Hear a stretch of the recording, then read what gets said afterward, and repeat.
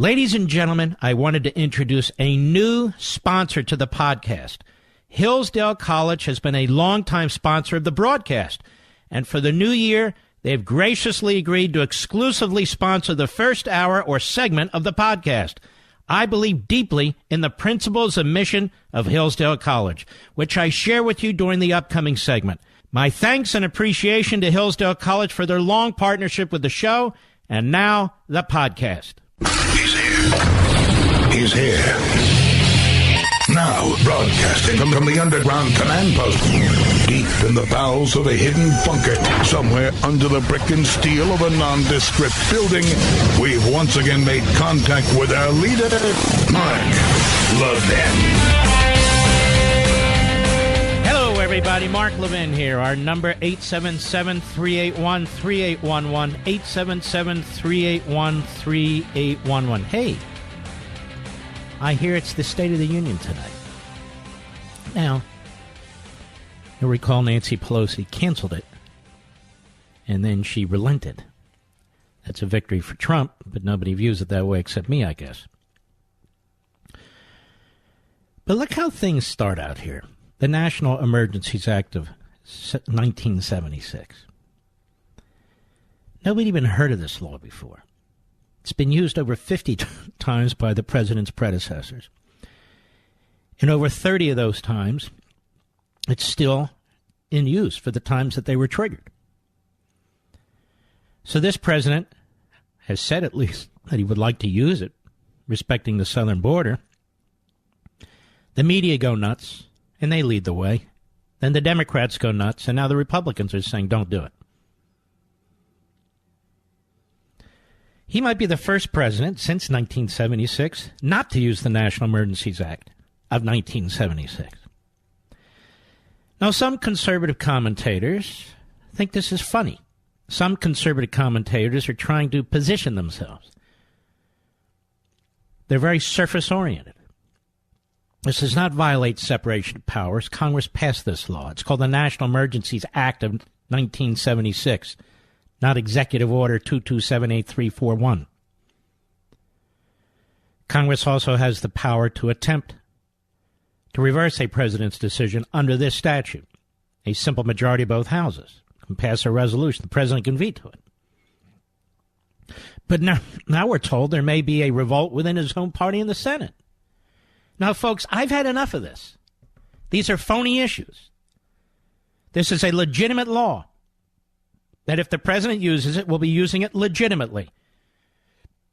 Not in any excessive way, not in any way to grab power from Congress or anything of that sort. Congress has failed to do its job. All these bastards have failed to do their job. Now the Republicans are rising up. McConnell doesn't like it. I guarantee you he's part of the problem among the Republicans in the Senate. If he wanted to drive this, he'd get all of his, he'd get them all lined up. But he doesn't want to drive this. Why? Because he wants to be the power player. And all I hear today is, there might be an agreement. There might be an agreement. It's the politics. What's the substance if there might be an agreement? What would the substance be? Would it actually secure our southern border or begin to do so? So all of a sudden, the National Emergencies Act of 1976, used over 50 times by past presidents, is controversial. All of a sudden, it violates separation of powers. All of a sudden, it's tyrannical. Because this president wants to use it for a good reason.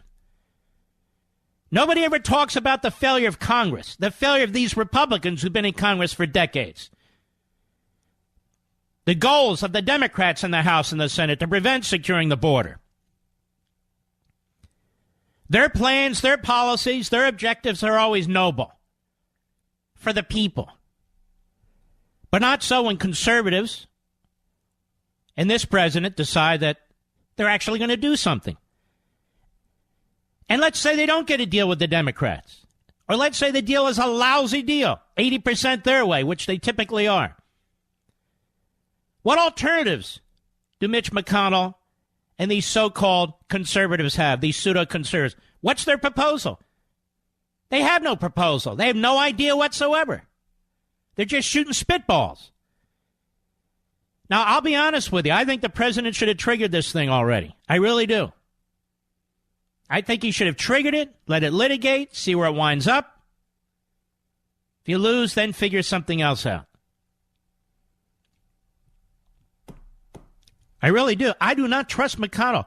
You know, they're going to run around a deal in our time, peace in our time, like Neville Chamberlain. You watch.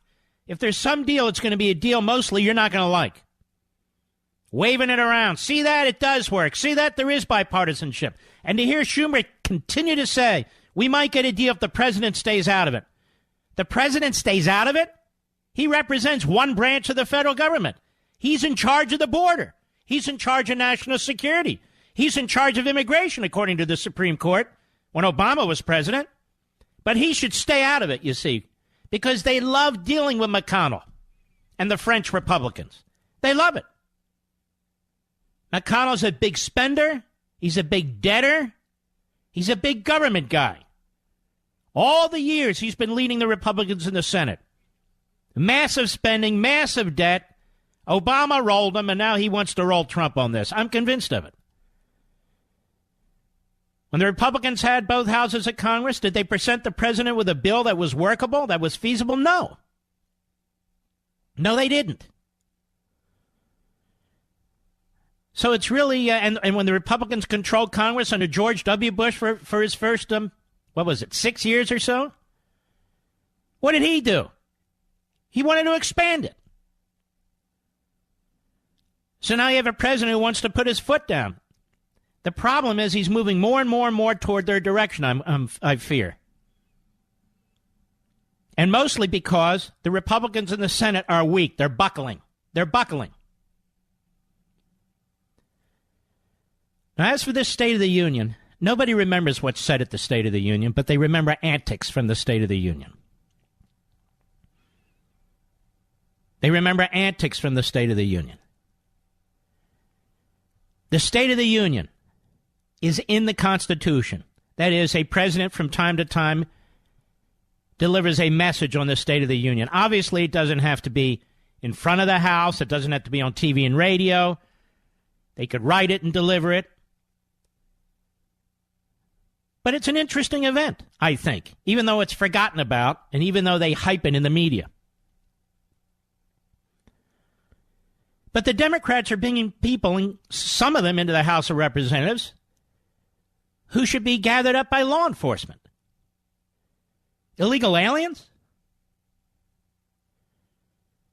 Would an illegal alien be brought to the House of Representatives 20, 30, 40 years ago? AOC.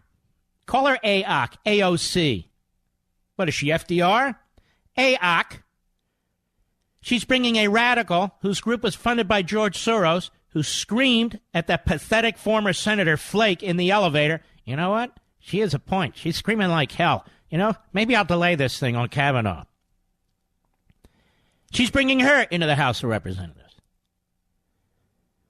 No respect whatsoever for tradition or custom. No respect whatsoever for the Constitution. That's part of the problem. They're all the things that have come before, all the people who've sacrificed in war and peace to build this magnificent society. We're supposed to throw it all away for labels. Ooh, the Green New Deal. It only cost $7 trillion. Ooh, health care for all.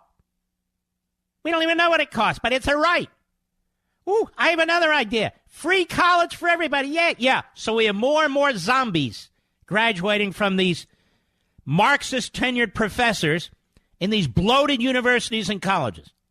That's exactly what we need. Exactly what we need. But the Democrats support it. That creates more Democrats. Illegal immigration. Move to amnesty. That creates more Democrats. Eliminate the Electoral College.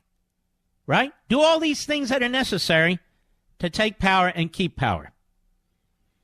Now, we're supposed to worry about the president triggering the National Emergencies Act of 1976 like he wrote it, like he's doing it unilaterally, like it hasn't been in place for nearly 50 years, like other presidents haven't used it. He better not do it during the State of the Union. He better not, they say. We'll be ready to pounce. As they always are. And they never stop. State of the Union. State of the Union is strong except for the left. I'll be right back. Mark Levin.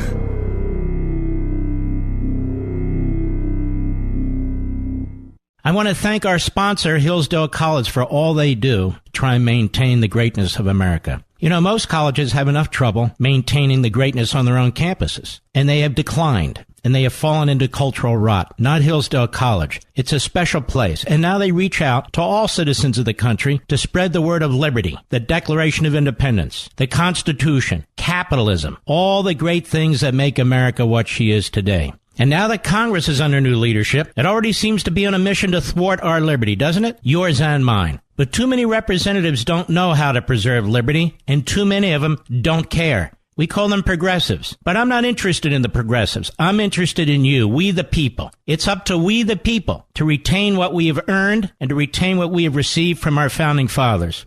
And our founding fathers counted on we the people to hold our government in check. And being able to do that means understanding the proper role of Congress. That's why for a limited time, my good friends at Hillsdale have brought their powerful online course on the history and proper role of Congress back, absolutely free, to equip all of us to know what we should expect of our Congress.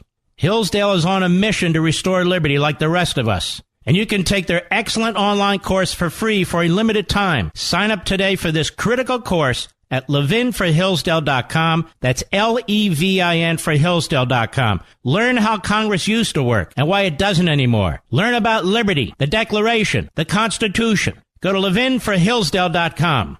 You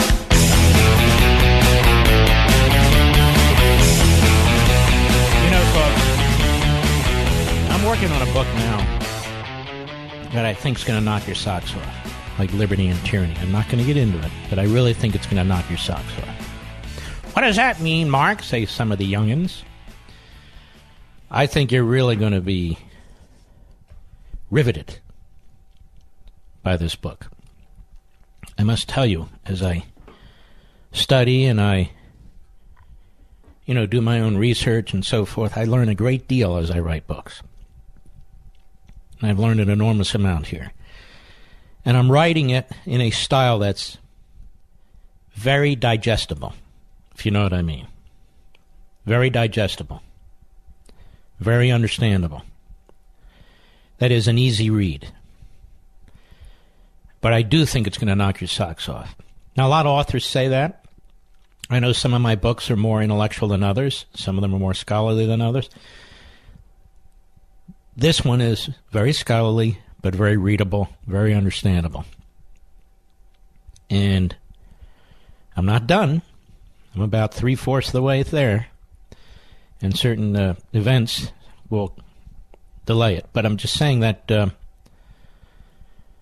I'm telling you this because I'm anxious to get it out. It's interesting, when an author finishes a book, or at least this author, the publisher tries to get it out as quickly as they can. There's a very thorough editing process to make sure there aren't any spelling mistakes or grammatical mistakes. I'm involved in it because I edit my books myself as well. But there are copy editors who look for punctuation errors. Excuse me, I have a little cold today. Punctuation errors and so forth. When you're writing a book, you're thinking about what you're writing. You're not really taking an exam. But I'm pretty good at it. Some people do several drafts of a chapter. I write a chapter, and I'm done with the chapter. I write a chapter, and I'm done with the chapter.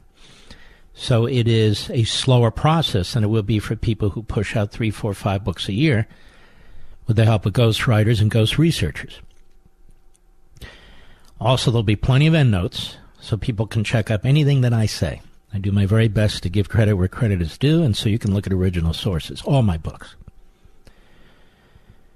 But I think this one's going to be very, very important to those of you who love this country, to those of you who want to get it back. I mean, as I say, I've learned a great deal doing this myself. Got all kinds of proposals out there. We have the Green New Deal. Isn't that clever? It's like the old New Deal, but it costs more money. Wouldn't you think by now you had the New Deal, the Great Society, the Fair Deal, the Square Deal, the Obamacare deal, Wouldn't you think by now we'd be done with the deals? But we're not. You know why? A Marxist's work is never done. Ask people all over the world. It's never done. You know why? Because it doesn't work. You know why? Because it's irrational. You know why?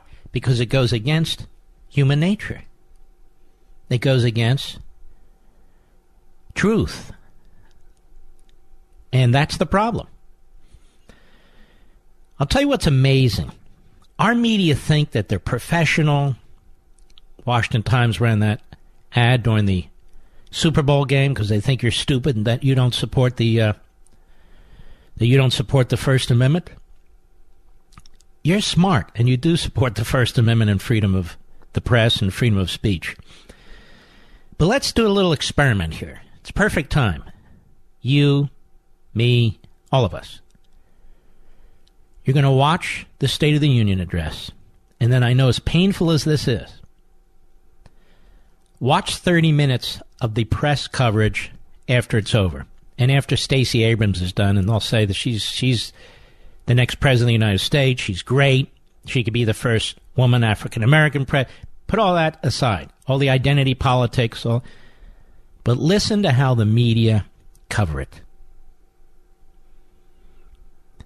It's embarrassing. It'll be embarrassing. It'll be embarrassing. It'll be immature. It'll be partisan. It'll be superficial. Just watch. The media bring us down as a society. The modern media. They drag us down. They make people dumber. They make people angrier. I'm serious about this. And I'm not just talking about opinion media. I'm talking about so-called news media, so-called journalists. And I've been discussing this at some length with my beautiful wife. And we happen to agree on this. Can you imagine? A Green New Deal. What is a Green New Deal? Nobody knows, but it sounds good. So they do polls now. Do you favor a Green New Deal? Oh, yes, a majority of the Americans favor a Green New Deal. Do you favor a 90% tax on rich people? Oh, yes, a majority of people favor a 90% tax on rich people.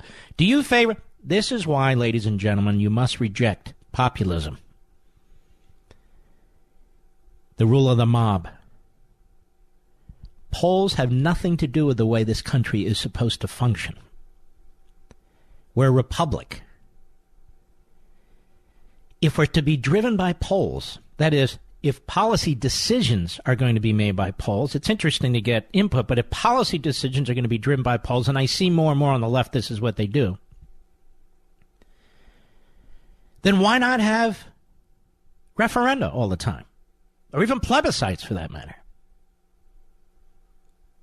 We'll just go to the polls and vote, and they're right. Why not get rid of the Electoral College? In fact, why not get rid of the Senate? The Senate has no purpose. Maybe we'll get rid of the courts. Oh, yeah, we'll get rid of all these institutions that do not reflect the immediate will of the people or factions of the people.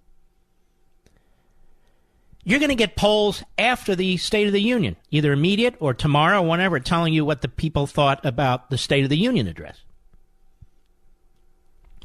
You know what most polls are? Fabricated news. Making news, not real news. That's what most polls are, but mark my words, watch the after-speech analyses and just see how loathsome the media have become. They're going to talk about somebody's facial this or facial that and so forth, and too often, you know, many of my colleagues fall into this stuff too, but you'll see what I mean. I'll be right back.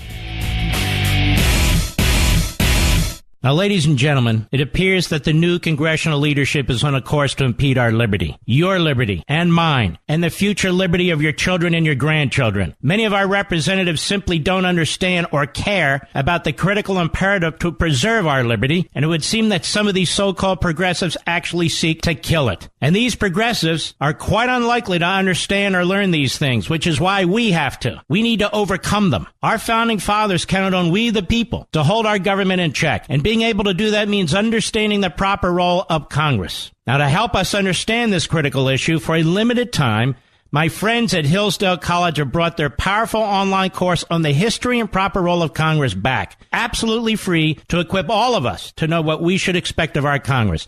I encourage you to check out this course, but not just you, your family, your friends, your coworkers, your neighbors. Spread the word of liberty, like Hillsdale College is. Hillsdale is on an important mission to restore liberty in our great country, and for a limited time, you can take their excellent and enlightening online courses for free. I urge you to sign up right now for this critical course at levinforhillsdale.com. That's Levin for Hillsdale.com. Learn how Congress used to work and why it doesn't work anymore. Learn more about liberty. Spread the word. Go to levinforhillsdale.com.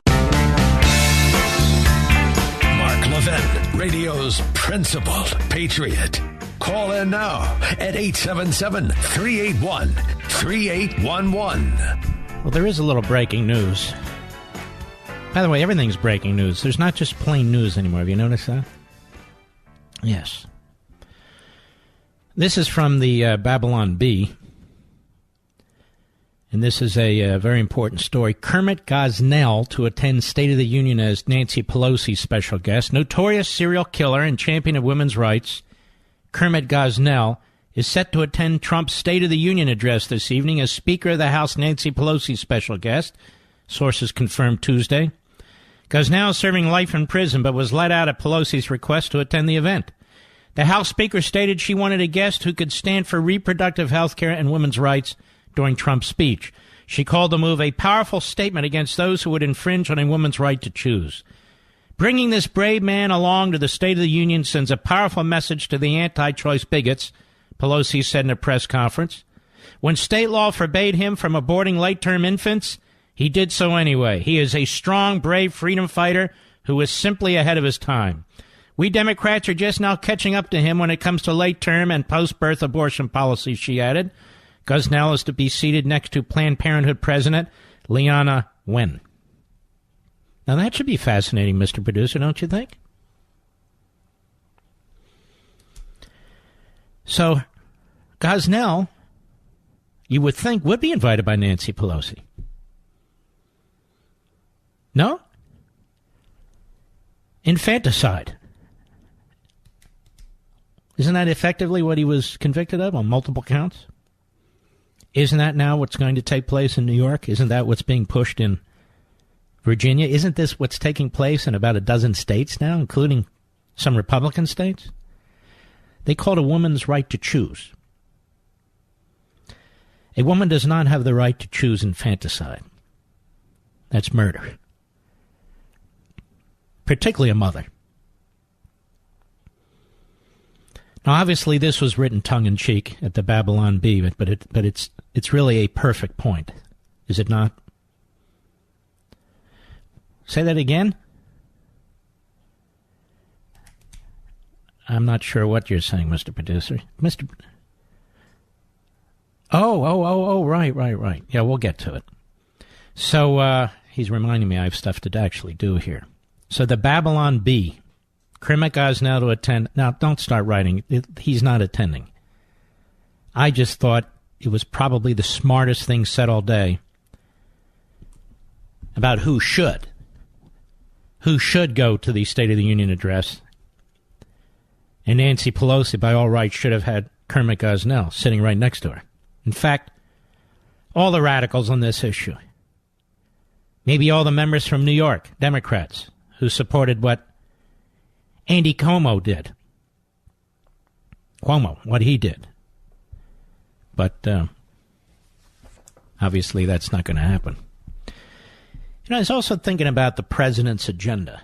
What is so radical about his agenda? There's parts of his agenda I don't even agree with, but the left would, right? tariffs on our allies, this has been a thing that was pushed by Bernie Sanders and Schumer and big labor for decades. Well, they got it.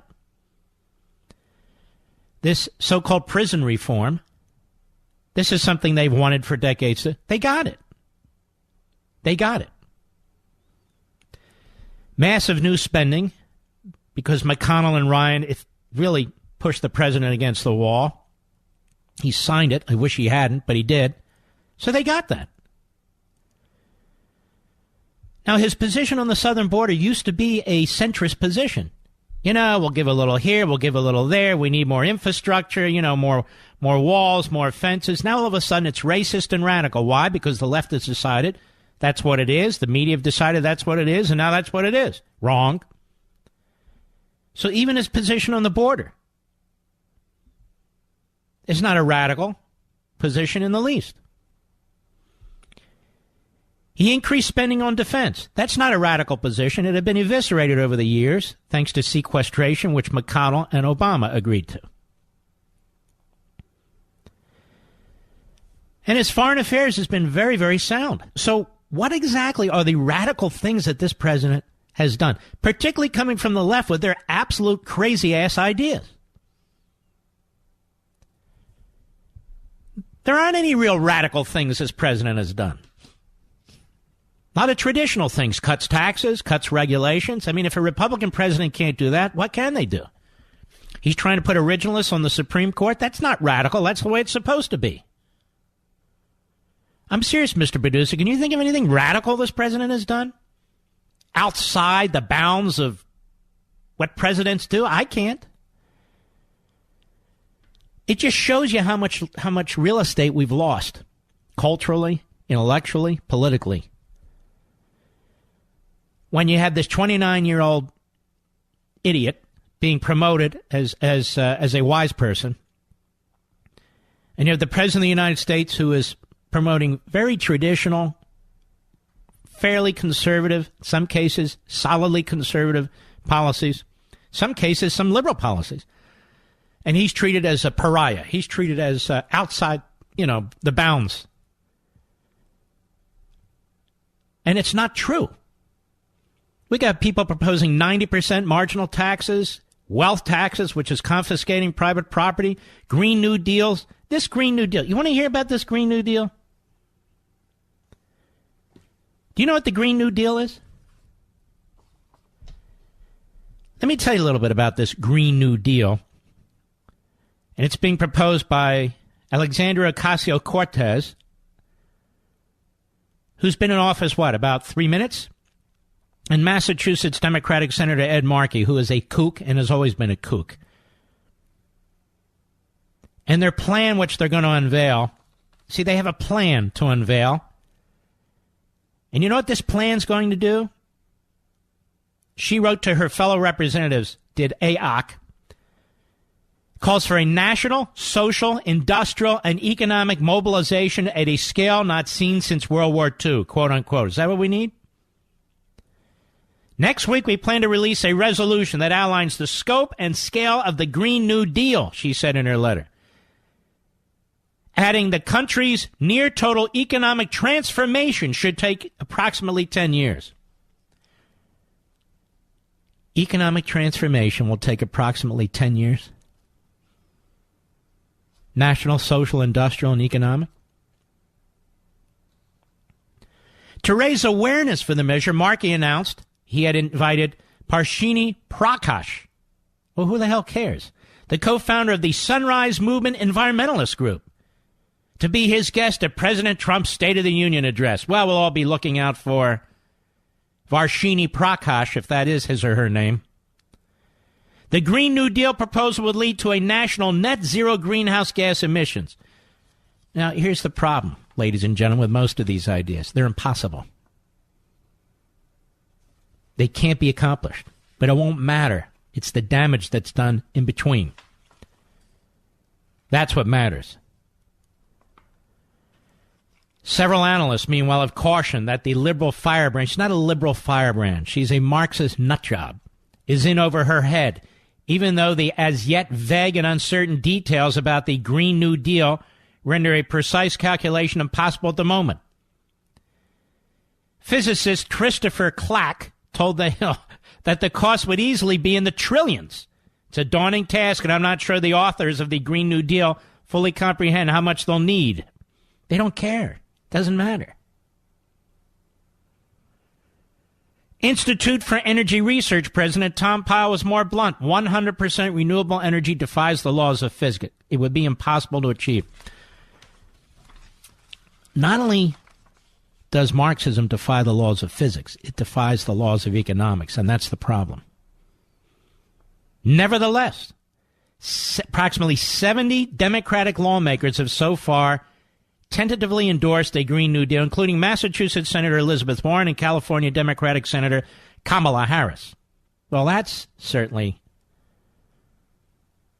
helpful. Now, House Speaker Pelosi has not publicly signed on to the plan, or she will. There's no legislative text available yet, ladies and gentlemen. So we're going to get rid of all natural gas, all oil, and all coal, which means we're also going to get rid of electricity that is generated from all those sources. We're going to get rid of propane for you folks in the rural areas. And I guess you're going to walk around with propeller beanies and battery-operated warming socks. You know, you've seen them. They all want to drive us into their hell. They all want to drive us back pre-industrial revolution. Now, what do you notice about Venezuela and Maduro and his inner circle? Do they live like Marxists? No. They live like kings and queens. How do you think the modern-day Marxists in our country, they call themselves democratic socialists, but that's just a fig leaf. How do you think they're going to live? Like kings and queens. That's why they don't live under Obamacare. That's why they don't live under Social Security. They exempt themselves. That's why they believe they should be immune from quote-unquote government shutdowns. We need to take this very, very seriously. These are very unserious people who have an enormous amount of power. And as they continue to change the population, as the population becomes, frankly, dumber and dumber because of what goes on in our schools, which is a lot of some education, but a lot of indoctrination, as people are brought into this country, and they're not assimilated into Americanism. They're assimilated into Marxism and progressivism. There's a new thought. We'll see who the next backbencher is who steals that. But you get my point. It'll be harder and harder to reverse course. I'll be right back. Mark Levin.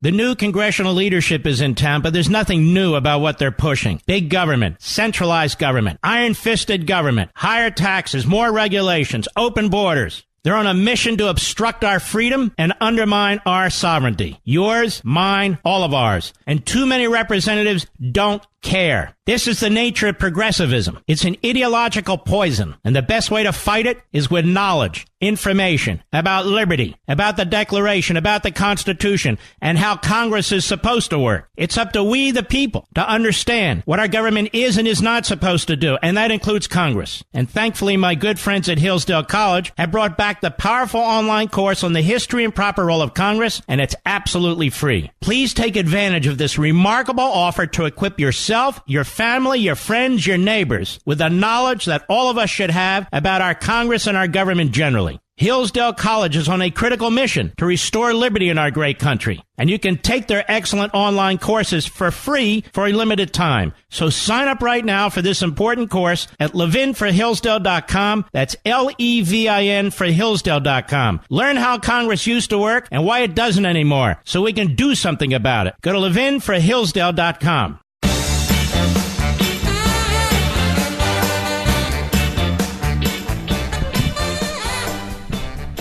You know, I'm watching the pre-State of the Union coverage.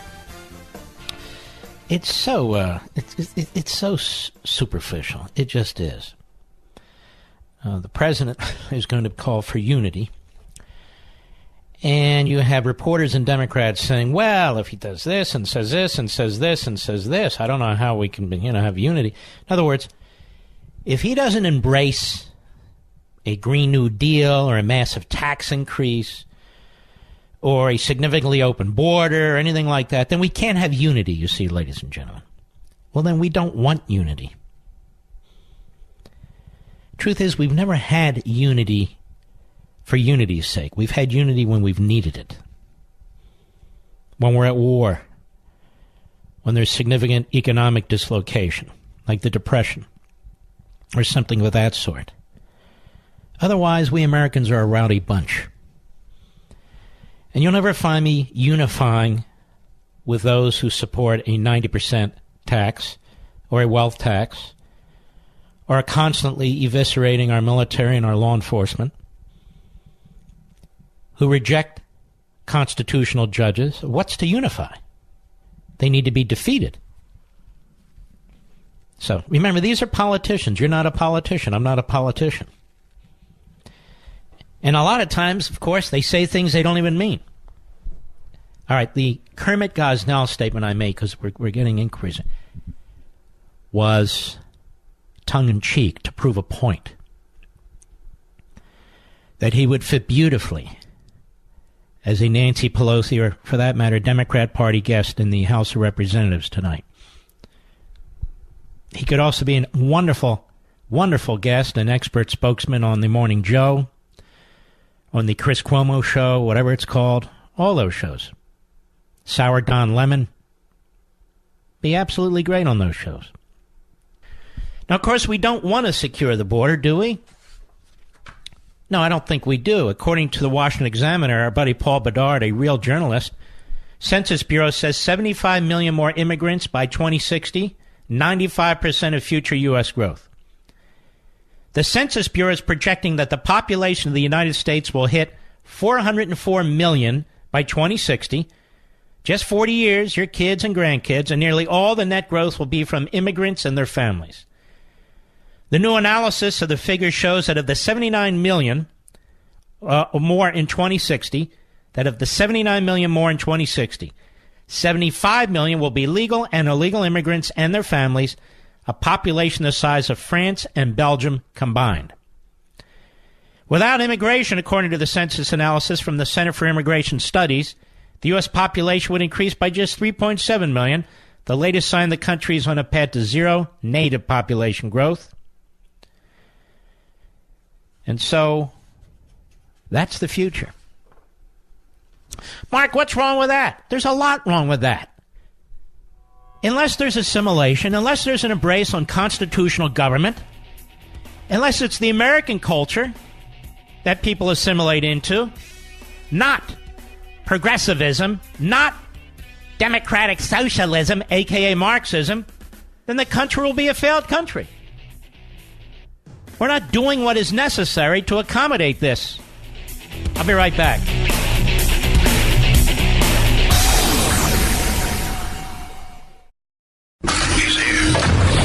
He's here.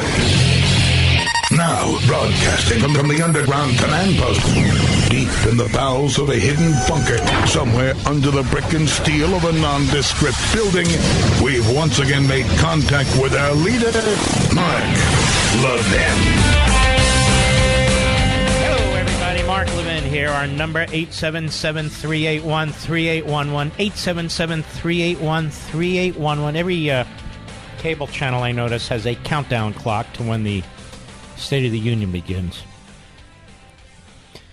So much of what goes on is a non-reality or an unreality that is just pushed on us. And it's in our homes, and we turn it on and we watch it. And if you think the media today, you think the so-called journalists and analysts are going to change tonight, before and after the State of the Union, you're wrong. They're going to be the same nasty leftists that they were before the State of the Union. And I guarantee you they're going to tell you Stacey Abrams was a superstar. She hasn't even spoken yet.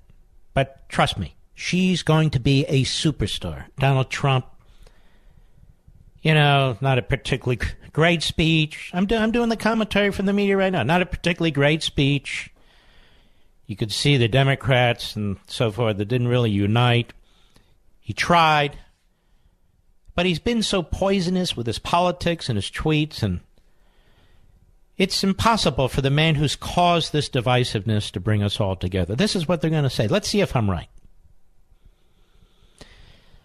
I have no advanced script.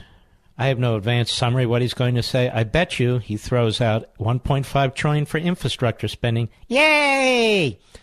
Price control on drugs. They won't call it that, but yay! See, that'll be the Republican version of democratic socialism. Yes, we want prices down and everything available to us. Yay!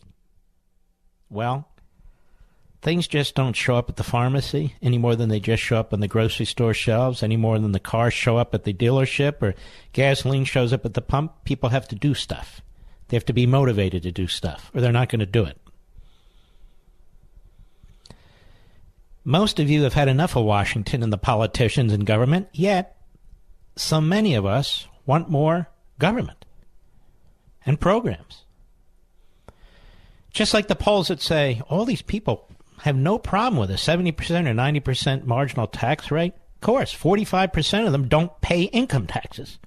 So it's a freebie, stealing somebody else's money and getting goodies. I'm just trying to give you the right mindset for what's coming after the State of the Union. Stacey Abrams will be a superstar and Donald Trump will not be. That's what they're going to do. And here's a montage from our friends at Newsbusters. You see ABC, CBS, NBC, and you'll see that they're giddy over Trump facing a sea of opponents up in the gallery in the House of Representatives. Cut one, go. The State of the Union just hours away. President Trump preparing to take center stage as his approval rating hits historic lows, facing a Democratic House for the first time and a nation still shaken by the shutdown. The president coming after this brutal government shutdown, really, you couldn't imagine a worse start that the president has had with this new Democratic Congress. This is a very different crowd for the president. For the first time speaking before a divided Congress and a sea of opponents. It means while you're still likely to see plenty of applause, the president should be bracing for a fair amount of stony silence. He'll be facing a chamber that is not fully controlled by Republicans and one that may one day try to impeach him. The word is that the president's going to strike some kind of unifying tone. What's your take? What do you think?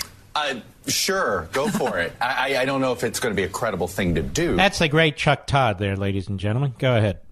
Snicker if he actually makes a plea for unity. It's a whole new day in Washington, and nowhere will it be that more apparent than when Nancy Pelosi is now the House Speaker. We are in an era of divided government. We can thank, I guess, the metaphor gods for that. I mean, she literally, not only does the Democrats hover over his presidency, hover over his future, there she is, standing behind his shoulder the entire time. This constant reminder, frankly, for the viewer, that, hey, there's a new day in Washington. That symbol of divided government. This is going to be the president's first State of the Union. You notice how excited they are and giddy they are?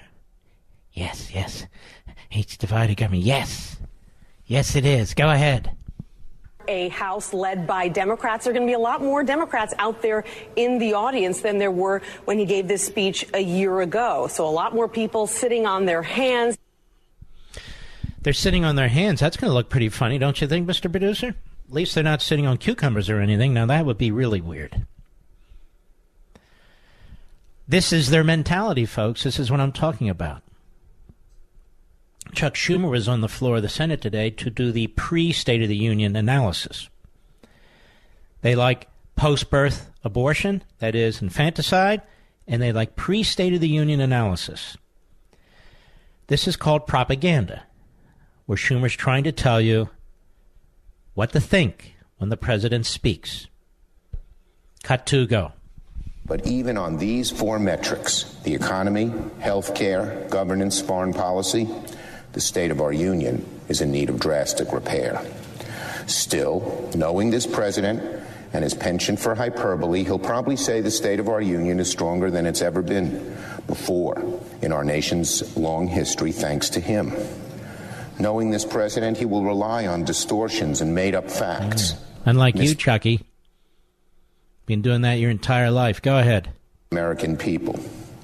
The only question about the president's State of the Union, how often will he distort? How often will he make up facts? How often will he resort to fear and divisiveness? And if past States of the Union are prologue, far too many times will he do that. Can't even read a speech that some staffer wrote for him. Can't even do that. But he wasn't done. Cut 3, go. Perhaps even more empty than his policy promises are President Trump's calls for unity each year.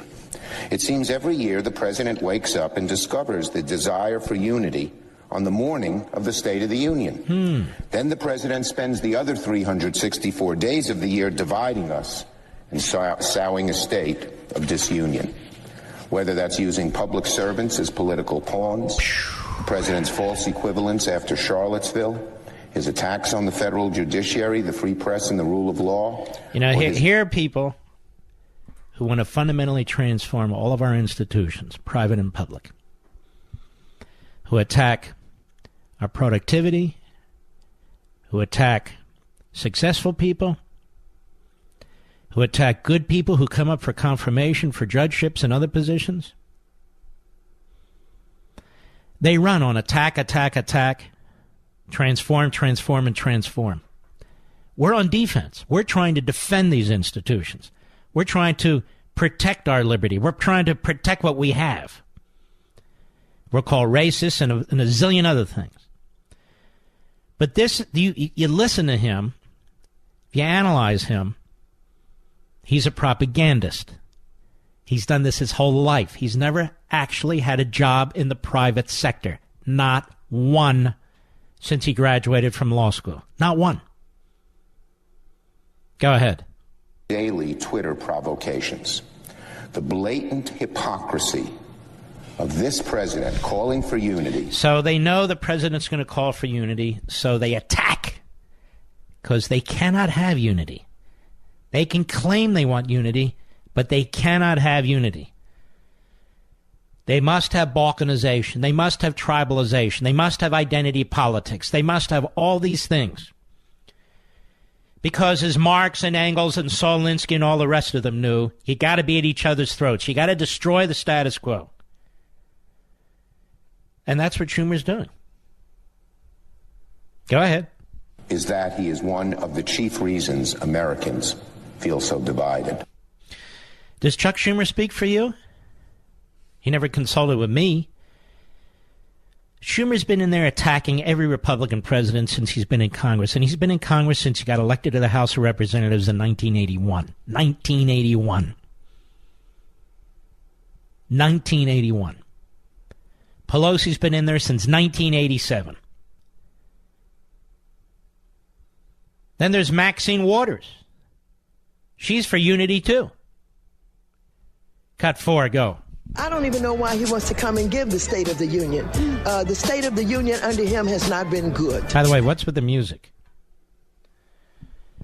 I don't know. Is she in a place where they're playing music?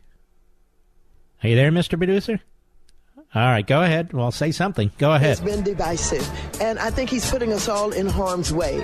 And so he's not worthy of being listened to. I don't know why anybody want to pay attention to the president, they're telling you that the president of the United States, he's going to talk about unity. Don't believe him. Don't even listen to him. What the hell? Then there's Joe Scarborough on the Morning Schmo.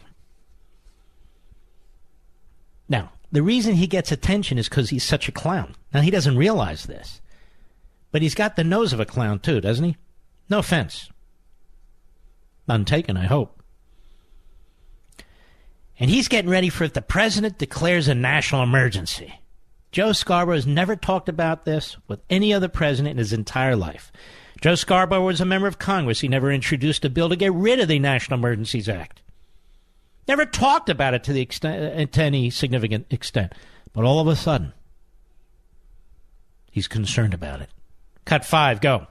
Of all the examples of Donald Trump's own words being used against him by federal judges, no worse example for Donald Trump. First of all, that in and of itself demonstrates what a clown you are and how bad these judges are.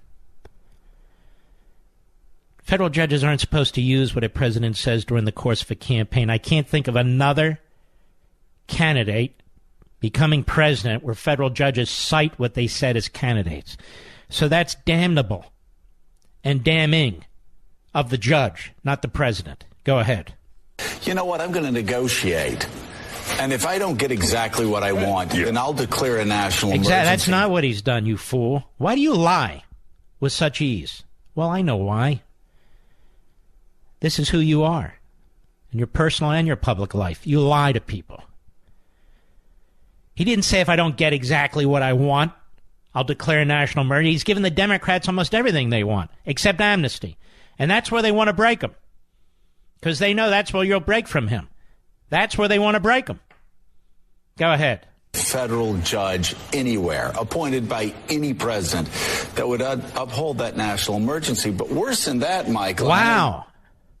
This idiot now speaks for every single federal judge. Why wouldn't they uphold it? Genius. Why wouldn't they uphold it? Go ahead. From Republicans just like me. Worse than that. Oh, he's a Republican now, you see. Oh, Republican. You've heard Republicans just like me. Really? You're not a Republican. You're a Republican. Go ahead. It gives future Democratic administrations the ability to say... Isn't this boring? Isn't he... Forget him. Isn't he boring? Every one of these arguments we've anticipated for a month. Democratic presidents can use this anyway. It's the law. It depends how they use it, how they apply it, when they use it, where they use it. It's fact-specific. Democrat presidents have used it since 1976. Obama used it. Clinton used it. The people who watch this program are dumber for doing it, and they don't even know it because they're dumb to begin with. Now there's Mika. Now, Scarborough's the smarter of the two, I'm afraid. Now let's go listen to Mika. Cut 6. Go. When President Trump takes to the podium on the Capitol Hill tonight, he will, as Joe writes in his new Washington Post column, be delivering... Wait a minute. Joe has a Washington Post column, Mr. Producer? When did that happen? Well, I think I know when it happened. It's when he went for the green. And I don't mean the Green New Deal either. I mean the Green Old Deal. Joe's now one of those Republicans they like Jennifer Rubin, another loser. And there's others, I can't remember all of them. They get the never-Trumpers and the losers, and they put them up. See, we have Republicans. See, we have Republicans. That's why they hire over at CNN people from the Weekly Standard. See, we got Republicans. Or CBS hires caseless. We're not. See, we're bipartisan. We're bipolitical. We're bipolar. We're all bis here. Go ahead. The union against a grim political backdrop. That backdrop includes low expectations and even lower approval ratings. A Republican Party... What is she smoking? What is she, the spokesmouth for the DNC? Why doesn't she give the response to the president's speech? Well, she doesn't identify properly, but you understand what I mean. So Scarborough comes back. Cut 7, go. I'm just going to say, one of my favorite activities is going out and talking to people who ask me when I stopped becoming a conservative. Now, isn't that interesting? One of his favorite activities is to go out and talk to people and ask, when he's asked, when did he stop being a conservative? Those of you who bump into Joe, is he talkative? Is he nice? Does he speak to you? But when did he stop becoming a conservative? See, I'm predicting. He never stopped. You stopped. You understand? He never stopped. You stopped. Joe's Mr. Conservative. That's why he's over there at MSNBC. And he found Ms. Conservative, Mika. Go ahead. Because that allows me to basically repeat my 1994 What's that campaign agenda. There? And I'll say, free trade. Where are you in free trade? Because I'm still for it. Balanced budgets. Where are you in balanced budgets? Because I'm still for it. Low federal debt. Where are you for it? Because I'm still for it. So I assume you're trashing McConnell then. I'm assuming you trashed Obama. I'm assuming you trashed Pelosi. But you don't. You don't attack Trump for these things. You're not out there day in and day out bringing guests on your program who are conservatives, promoting free trade and a balanced budget and so forth. And so that's not what you do. You're a snake oil salesman. You're kind of the Schumer of MSNBC. Go ahead. Because I'm still for it. NATO, Russia, and you just go down the list. NATO, Russia? What? You're for Russia or against? What are you? Go ahead. 20 things I ran on in 1994. You know another one? An out-of-control executive branch, right? Wow. He ran on an out-of-control executive branch. And you see, this president is out of control. How? No, Joe, you're out of control. We'll be right back. Mark Levin.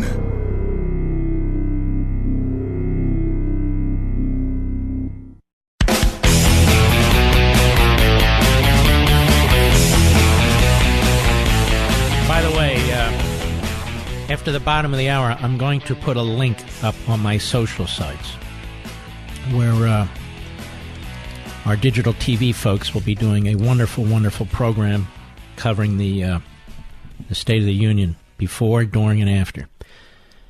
Not the kind of coverage you're used to, ladies and gentlemen, that are just going to drive you crazy. So you have a choice. Let me amend what I said earlier in the first hour. You can watch the coverage on TV, which will upset you. You already hear it right now. Or you listen to people who have some integrity, whose personal opinions are more in line with yours, and who do not pretend to be news people. Because news people would report the facts and then be done. That's not what they're going to do. They're going to have analyses, they're going to have interpretations, they're going to have all the rest of it, and you already heard it. But Stacey Abrams, boy, I'm just telling you in advance, she is unbelievable. She is great. She gave the greatest speech of well, she hasn't spoken yet. Doesn't matter. Be the greatest speech of speeches. I'll be right back.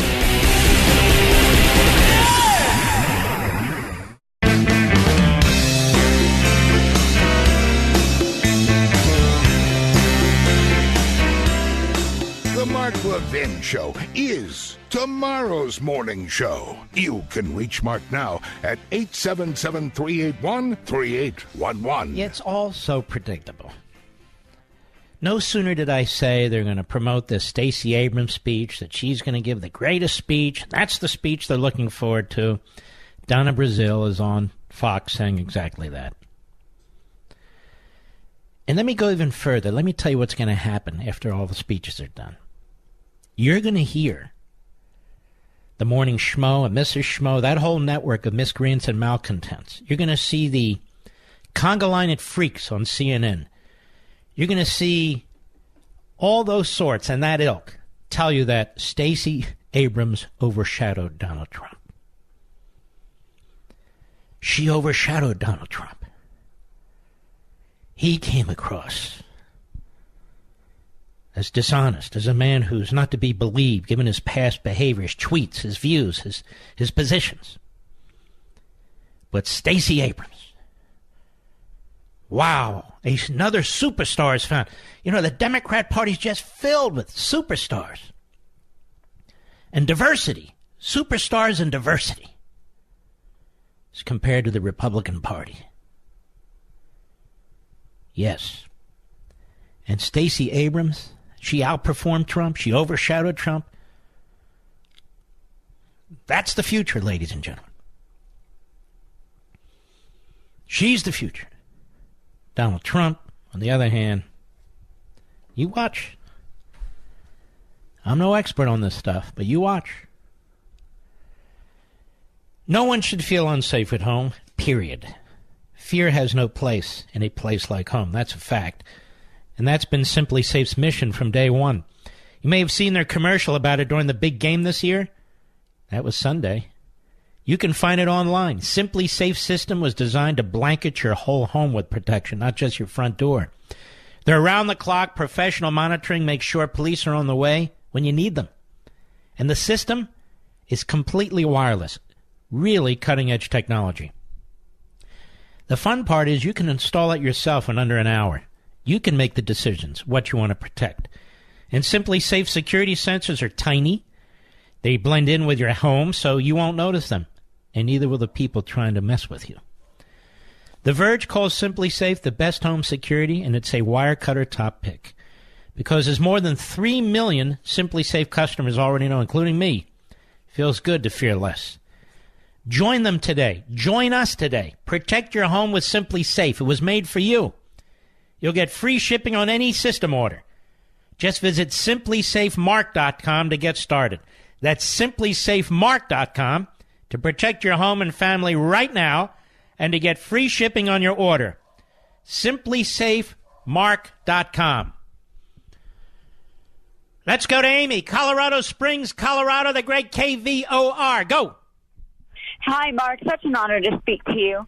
Thank you. I just have to agree with you that all these senators and congressmen that are going to be jumping up to shake the president's hand tonight when he walks in or clapping like seals, they're all going to stab him in the back. I'm sick of watching these guys. In fact, our senator, Cory Gardner, is one of those folks that voted to open the government without any wall funding. Yes. He's awful. Yes. And so it is. And by the way, is that smile on his face real, or was it kind of chiseled there? I have no idea. He always has a smile on his face. Mm-hmm. Anyway, go ahead. And yeah, my poor state. Our Senate also just voted through a bill I read to give our electoral votes to whoever wins the Yeah, I know. It's part, it's too bad. It wasn't that long ago when Colorado was a conservative state, had a conservative governor, conservative legislature, sent 2 conservatives to the United States Senate. One of my favorites, by the way, Armstrong. And it's a disaster. That state was targeted by, among others, Soros, to turn into a blue state, and they succeeded.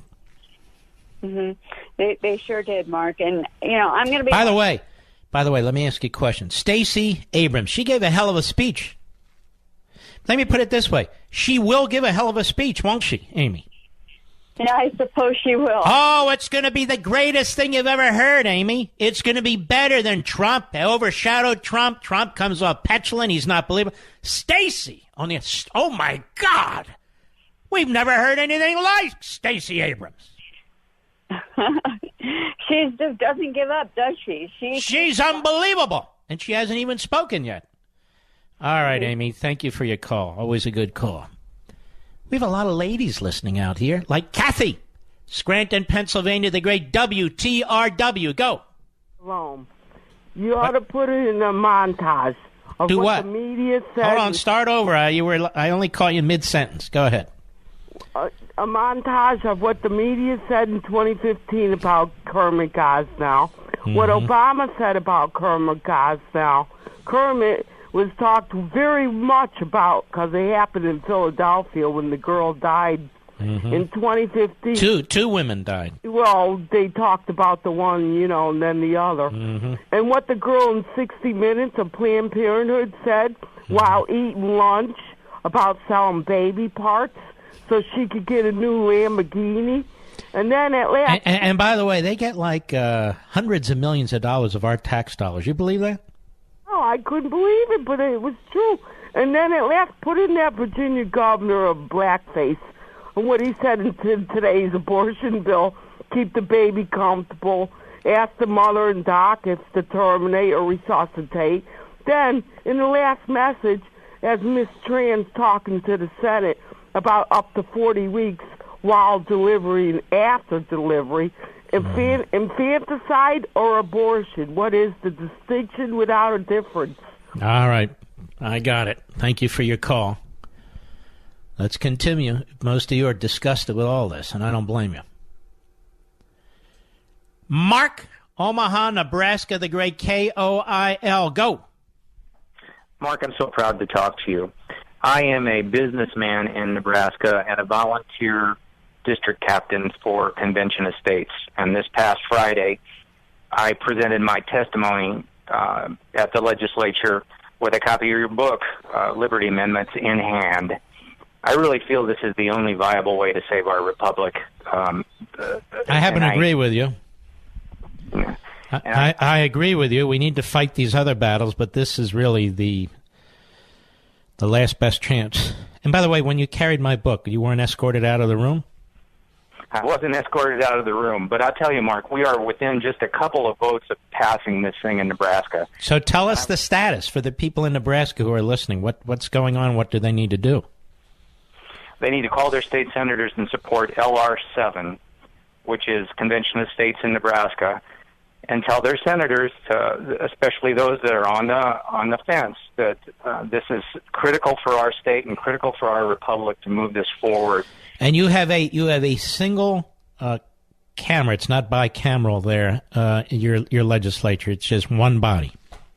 Yep, it's a unicameral. Unicameral. Yeah. I it's like a unibrow. I've lost faith in so many things, but I do believe that this is the one way that we can save our republic, and I am proud to support Convention of States. And Tell me, is Ben Sasse in support of this? I don't know if Ben Sasse is in support of it or not. Not that it matters, but, I thought he's Mr. Constitution. Yeah. Well, I know where you're coming from there, but I'm just focused on this, and I'm hoping that we can get Nebraskans behind this to support this.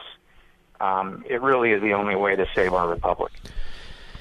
Yeah, no, we have 12 states. We've got a few to go, but I could not agree more. Absolutely could not agree more. Thank you for your call.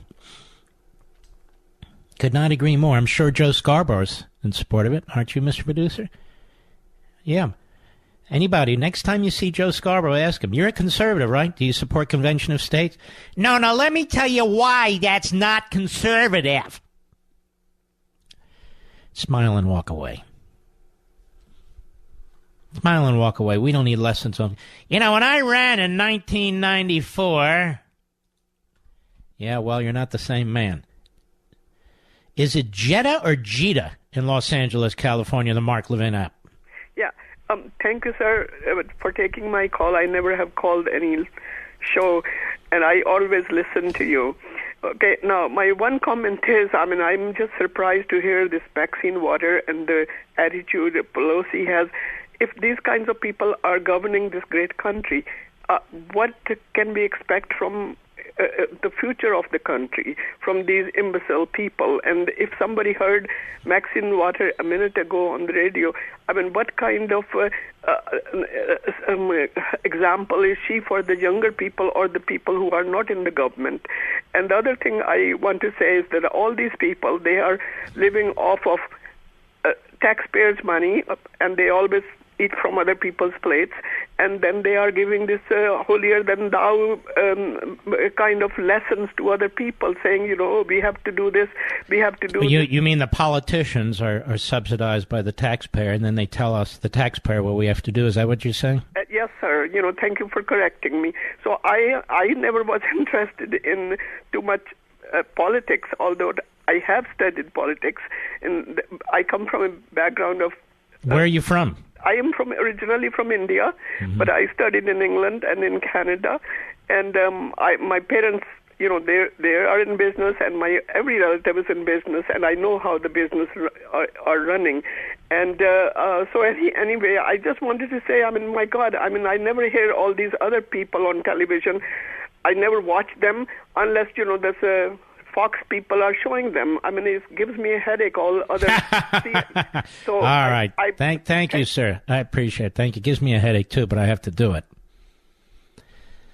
Let us slip in another one. Charles, Atlanta, Georgia, XM Satellite, home of the great Stacey Abrams, who's about to give the greatest speech ever given. Churchillian, I believe it's going to be, Charles. Oh, my gosh, it is going to be the greatest speech ever because, she doesn't even know what he's going to say, and she's already ready for it. But let me tell you this, Mr. Levin, they're already running Where's David at? They're getting ready for this woman to run against David Perdue for Senate. You mark my words. We've already started seeing ads on local television from some PAC organization attacking David Perdue on where he stands on the issues. And I guarantee she will be on the ballot against him next time he's up for re-election. Is Georgia turning liberal? Atlanta has been. Decatur has been.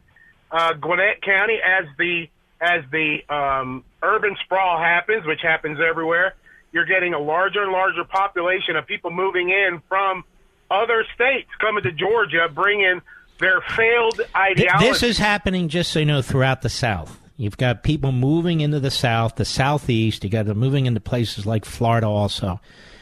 And they're Democrats, a lot of them. And they continue their voting habits. They escape massive taxes in New York and New Jersey and Illinois and so forth. Then they come into the state and they vote liberal Democrat. Right. And then what are we going to have? In addition to the importation of Democrats from other countries. Exactly correct. Do you think, and I've said this for years, so much so that it's been echoed throughout this business, do you think if the people coming over the border were voting 75% Republican, do you think the Democrats would oppose a wall? Absolutely not. I think they'd build the damn Berlin Wall down there. What do you think? Absolutely. If they were conservative coming over and going to vote for policies that are going to enrich them and create wealth rather than having this ideology that wealth is finite and it's got to be spread out. Well, let me ask you a question, and this will be considered controversial. It's not controversial to me at all. A nation gets to pick the people who come into the country. At least that used to be the case. That's what Ellis Island was all about and the other so-called ports of entry were all about. Okay, we get people coming in south of the border. No problem. Why don't we bring more people in then who we think will vote Republican? Is that so terrible? Oh, you can't do that. You can't. Why not? Of course you can't do that because we have a Republican representation in Congress that sits on their mouth. They don't do anything. No, I agree. It's terrible. Thank you for your call, my friend. I'm serious. I mentioned this a couple of years ago. Okay. You can't beat him, join him. But why is it that the vast majority of immigration comes from south of the border, Central America, Southeast Asia? Fine. But what about immigration from other parts of the world? Will the Democrats support that? Will the media pounce on that? Will they call you a racist? What will they do? I'll be right back. Mark Levin.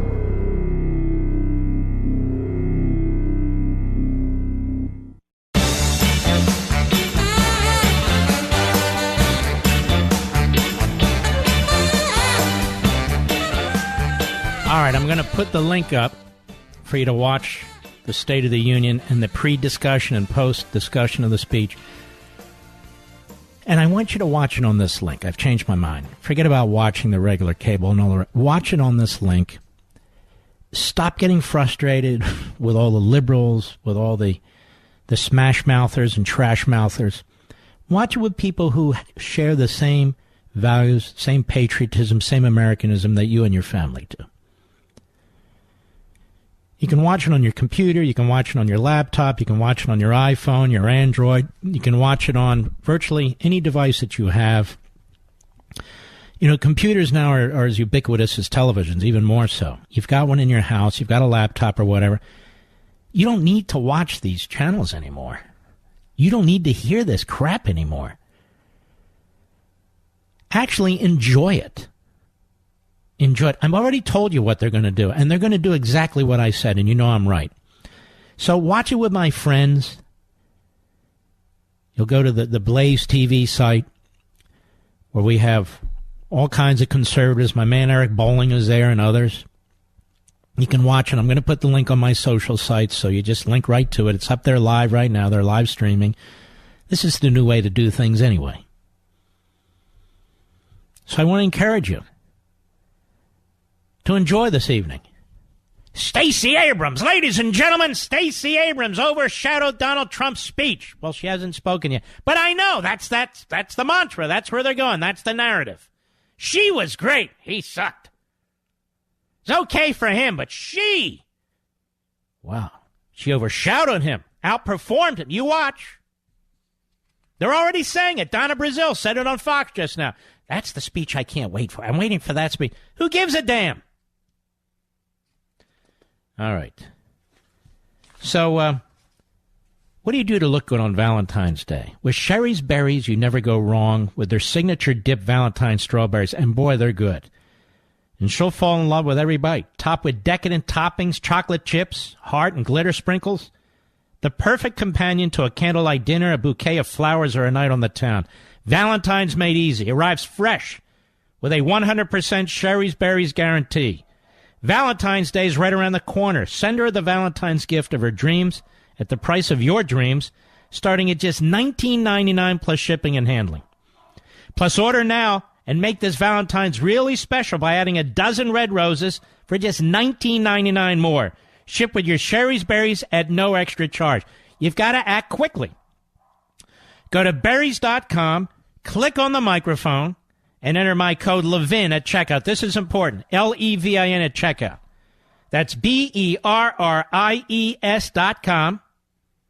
Click the microphone and enter code Levin. But you need to order now. I think you'll enjoy it very much. I'm also hopeful that the president doesn't go down too much this liberal populist line with prescription drugs, infrastructure spending, but I guarantee you that's all in there because that's what unifies the Republicans with the Democrats. When they take their ideas and then put an R on it and then say they're our ideas, and then we have unity and bipartisanship and so forth. Never on our issues, only on their issues. I'll be right back.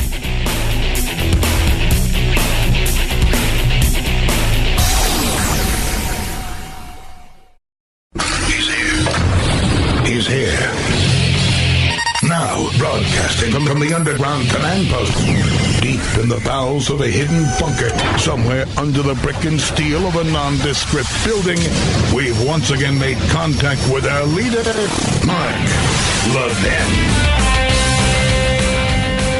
Hello, everybody. Mark Levin here. Our number, 877-381-3811, 877-381-3811. The countdown clock is now officially moments away to the State of the Union speech. The clock itself has stopped on TV. We're almost at 0 hour. You know, it's not that I'm so sharp. It's that they're so predictable. Well, it's actually both. At the top of our network news that we're required to listen to, it's very painful, I might add. Schumer just called Trump the warm-up act for Stacey Abrams. So you can tell. I mean, they always show ankle about 7-8 hours before these things, and they did show ankle. So Stacey Abrams, you see, ladies and gentlemen, that's what you really need to pay attention to. Trump is the warm-up act. Can you ever remember a president being treated with such contempt and disrespect? I mean, I really did not like Obama, but at every turn, Chuck Schumer is the minority leader in the Senate. Nancy Pelosi is the Speaker of the House. Look at how they talk. And then they wonder why we can't work out a deal, why the tone is so bad. Is there anything they won't say about Trump? So Trump is the warm-up act for Stacey Abrams. I already told you. She doesn't even have to give the speech. You don't have to listen to one syllable. And she's great because they insist that she's great. So the propaganda machine that we call the free press, which is the propaganda mouthpiece for the Democrats and vice versa, is already at work. Downplaying the Trump speech, playing up the Stacey Abrams speech. Just like they play up AOC. AOC, you know, Alexandria Ocasio-Cortez. Incredible, but that's where we are. Now, while we're waiting for the State of the Union speech, the nation is sitting on the edge of its chair, collectively, really not even to hear the speech, but to watch the freaks in the audience do whatever that is that they're going to do. That would be members of Congress, by the way. And speaking of freaks, the governor of New York, Andrew Cuomo, sort of the Gosnell, the Emmett Gazelle of Kermit Gazelle of New York. He's very upset because you folks in New York, your state budget is going to drop by $2.3 billion, or that is, revenues have dropped by $2.3 billion. And he blames it on the Trump tax cuts. And in part, that's true. But in a bigger part, it's not. They're chasing wealthy people out of that state. They've made it known. You're not welcome here. They've made it known in New York City. You're not welcome here. They're making it known in New Jersey. You're not welcome here. They're making it known in California. You're not welcome here. So unless you're super duper rich and you can handle it, other people are rich but not super duper rich who can't handle it, so they're leaving. You know where a lot of them are going? Florida. Surprise. And in particular, the Miami metropolitan area. So now they're going to have big property taxpayers, and they'll pay no state income tax, as opposed to the confiscatory rate in New York. And they won't be hassled for it either. That's why I watched this Atlantic City Orca, this big slop Christie going around. He left that state in a shambles. Left the state in a shambles. The only state that taxes you more than New York is New Jersey. Now they got a $15 minimum wage. Can you see all the small restaurants, the bagel places, the pizza places, you name it? They're not going to be able to handle that. They're not going to be able to handle it. They don't care. They don't care that, you know, every area that's tried it, it's been a disaster. Now they have a rain tax. Even Maryland got rid of a rain tax. So if you have a long driveway or if you have a cement backyard or whatever, the runoff, you're going to be taxed for the runoff. And just think, that's the Democrats that control the state there, and they want to expand and make more generous the benefits for family leave. Now, of course, there's more people in New Jersey who will benefit from family leave than pay for it. So once again, you're going to chase producers out of that state. As a kid, I remember New Jersey's taxes were very, very low. They were lower than Pennsylvania's, which were quite low. Now they're through the roof. New Jersey, 49th or 50th on everything it should be first or second in. And it's first and second in everything it ought to be 49th or 50th in. A lot of people used to live in New Jersey to escape New York. Now they move to New York to escape New Jersey. It's unbelievable. Actually, they move into Pennsylvania and Florida to get out.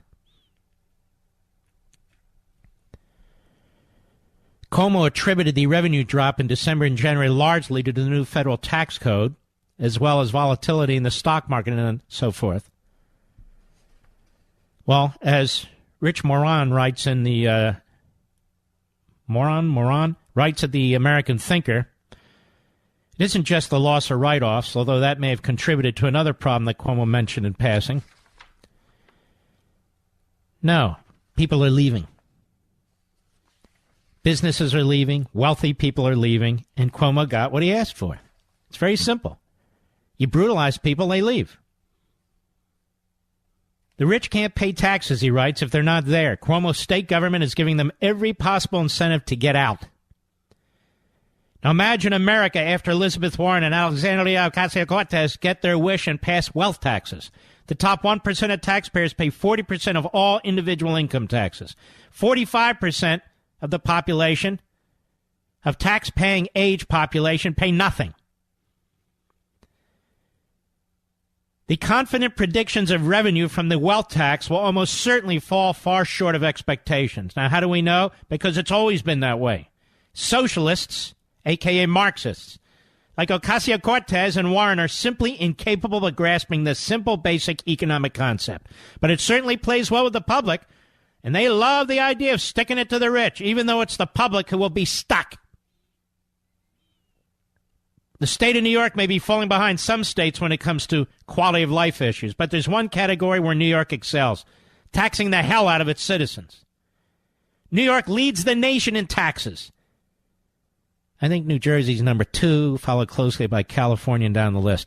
A dubious distinction not lost on wealthy residents of the state. So it's puzzling why the governor will be surprised when expected revenues fall a little short, about $2.3 billion short. It's not puzzling. You ever hear this guy talk? You ever hear this guy talk? He's dumb as a doorknob. If his name had been Andrew Smith or Andrew Johnson or Andrew Abdullah, he'd be getting nowhere. It's Andrew Cuomo. Cuomo.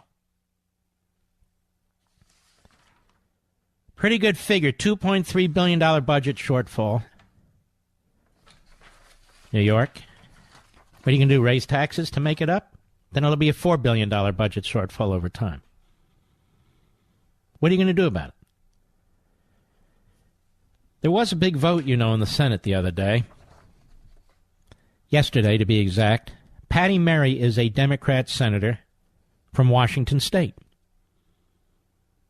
She blocked the unanimous passage of the Born Alive Abortion Survivors Protection Act yesterday, a bill that would have required doctors to provide medical care to babies born alive during failed abortions.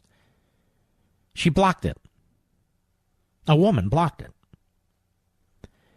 This was a unanimous consent vote, a mechanism under which the bill passes the U.S. Senate if no senator objects and individual senators' positions are not recorded. Mary objected to the motion, claiming there are always laws against infanticide.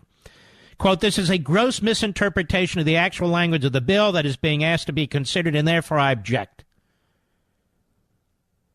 And after Mary objected to the bill, Senator Joni Ernst of Iowa lamented on the Senate floor that this body can no longer unanimously condemn murder. There's nothing great, there's nothing moral or even human about the discussion that we have before us today, said Ernst.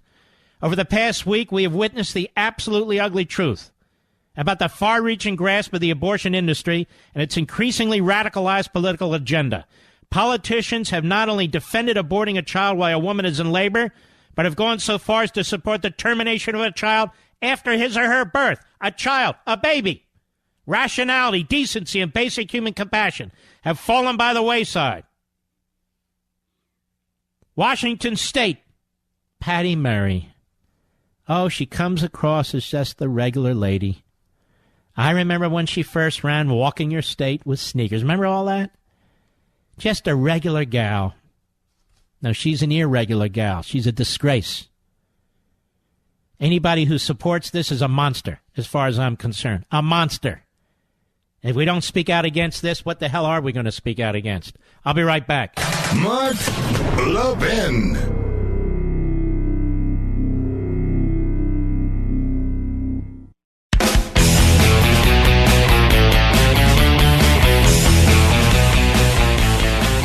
Don't forget, Stacey Abrams' speech is going to be fantastic. It's going to overshadow Trump's. Trump is the warm-up act for Stacey Abrams. This is Schumer, so the media will repeat this. They'll regurgitate it. They'll vomit it on their sneakers. They'll go on and on and on. And ladies and gentlemen, we're 39 minutes away from the speech. I know this because that's what the clock says on TV. 39 minutes. Let us go to Dean, Quincy, Illinois, the great WTAD. Go. Yes, hi. Hello. I'm a Reagan fan. Yeah, me too.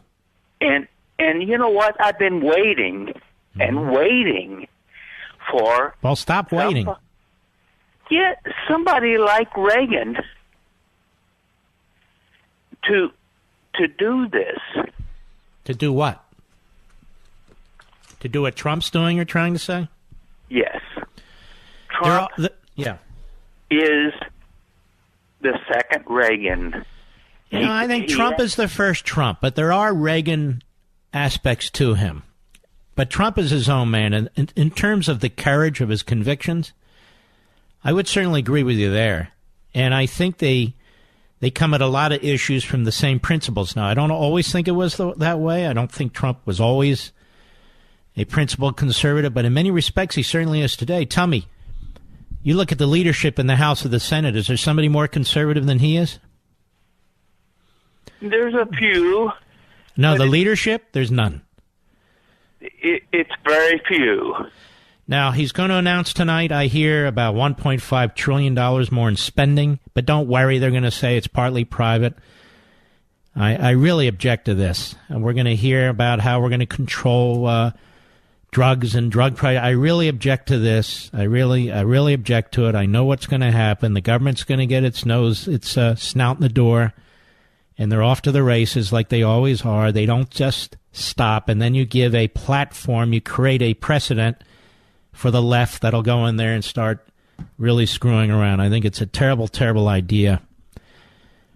But we'll see how that goes. But that's where the unity is going to be promoted, that kind of thing.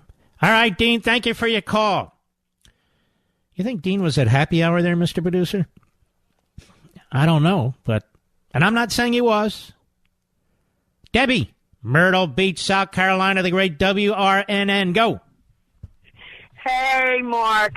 I'm calling to say that it doesn't matter if 10 Stacey Abrams speak tonight and throw in 10 Pelosi's, that we're not falling for the rhetoric. We see through the hypocrisy, and we're not kowtowing to the identity politics anymore.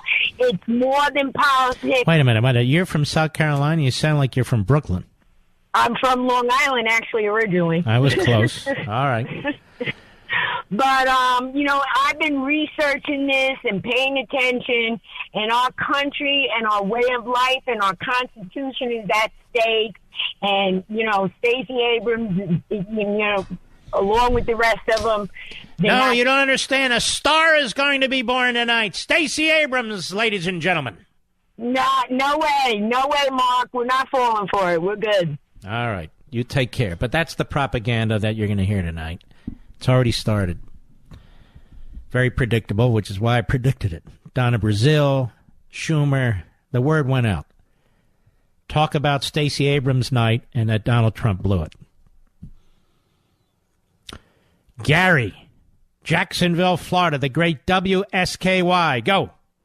Hey, Mark, how you doing? I just want to call and tell you that I'm living proof. I got out of New York 2 months ago. A job transfer came up down here in Florida, and I left. I did 7 years in the Marine Corps. Wow, and thank you. Moved back to Long Island, lived there for 2 years, and I just got fed up with Cuomo. I just couldn't. I just couldn't deal with it. I'm a veteran. I see veterans sleeping on the street in New York, and they're giving illegal immigrants scholarships and financial aid over our veterans. I wonder why we don't talk about that more. That is a great point. Mark, can I ask you one question? Why does the left say that they want to help unions, and then at the same time they want to help illegal immigrants? It's counterproductive. I've talked about that. I've wondered that. How do union leaders deal with this? They're so far left and so in with the Democrat Party. You've got illegal aliens coming in here, taking jobs, including union jobs and non-union jobs, dragging down the price of wages. In other words, distorting the market, the real market. And you got these big guys in the labor unions perfectly fine. Where the hell's the labor membership? That's the point. That's my point. In New York there was nothing but unions, and it's like how can they vote for the left in New York and then at the same time have guys like Cuomo? But there's unions and there's unions. When you look at the police and the firefighters and emergency personnel, to me that's just different. You've got a lot of these. You've got this Trumpka, who's a complete schmendrick. You've got you got this Hoffa, who's in with the Democrats, and he needed Republicans to help him win the union, win the Teamsters. He would go to Republicans because Clinton he didn't care for, and then he turns on Republicans. So, Mark, I'm living proof. People are leaving New York. I know they are. Droves. Yeah, they're in droves, Mark. I'm telling you. And let me tell you got a great governor down there. DeSantis is a terrific governor. I got my concealed carry. I'm happy. And that's the other thing. Yeah, you have liberty down there, don't you? Look at that state. No state income tax, no inheritance tax. Concealed carry laws are really great down there. I mean, I'm serious. Then you look at New York. It's the opposite. So people leave. Exactly. Mark, thank you for what you do. Appreciate it. You too, brother. Your time. Thank Take care. Do I have time for another call? 1 minute, Cynthia, Los Angeles, California, 870 The Answer, KRLA, where they know how to run a damn radio station. Live and national. Go. That's all they know how to run because Los Angeles sucks. Yeah, well, the city doesn't run the station, I know. Everybody who works for the station actually is a legal immigrant or a citizen. Oh, there is a God. What I wanted to talk about was Nancy Pelosi. I used to be a Democrat, and it was people like you, Rush Limbaugh, and maybe even Hannity that changed me in the last 5 years. Yeah. And all right, you hear that music? Hold on. I don't want to cut you off and be rude, so hold on, Cynthia, and then we'll finish. I'll be right back.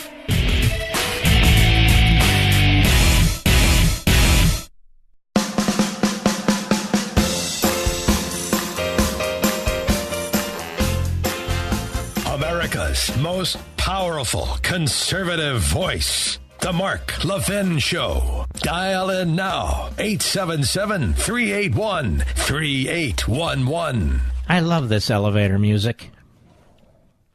All right.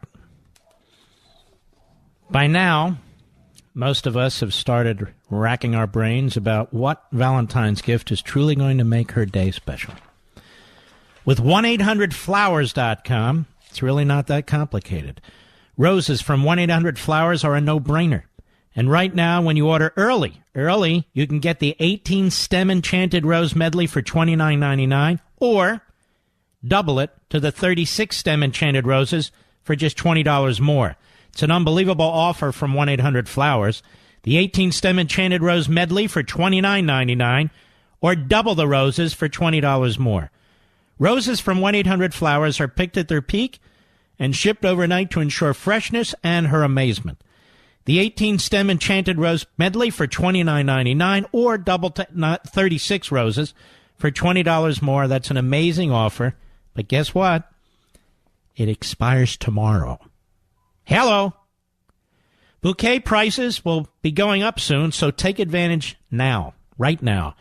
And you can pick your delivery dates, still pick your delivery date, and let 1-800-Flowers handle the rest. When it comes to Valentine's, I don't settle for anything less than my Rose Authority. 1-800-Flowers.com.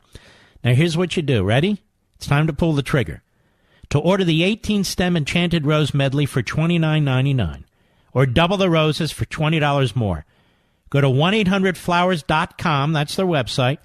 1-800-Flowers.com. Click the radio icon and enter code LEVIN, L-E-V-I-N. Order today and you'll save at 1-800-Flowers.com. Code Levin. Let's go to Scott, Ridgefield, Connecticut, the great WABC. Go. Hey, how you doing, Mark? Thanks for all you do. You got it. Just wanted to make sure you didn't leave out the great state of Connecticut and our flying the governor. nutmeg state. Yeah, so I don't know what's going on. I just met with a realtor. They're considering putting a buyer's conveyance tax on real estate in the state, number one. Number two, not sure if I can confirm this or not, we're talking about making in the legislature the whole state a sanctuary state. Meanwhile, we've got a hole in the budget a mile wide. And to your point about New Jersey, we're first and second on every bad list, and 49th and 50th, where we should be first and second. Mm-hmm. And I don't know what they're doing about it, but... Do you remember when your state had no income tax before Weicker became governor? I actually do. You had no income tax. You had enormous amount of wealth flowing into Connecticut. People who worked in New York City and worked in parts of New Jersey would live in Connecticut and drive or however they would travel into the other states and cities. But not now. It's too expensive in Connecticut. The realtor told me, he came from a meeting the other day. I'm going to mention a town. I'm not trying to pick on anybody. But the town of New Canaan, where our friend Brian Williams is from, they're considering the real estate commission's considering putting a ban on for sale signs in the yards of houses.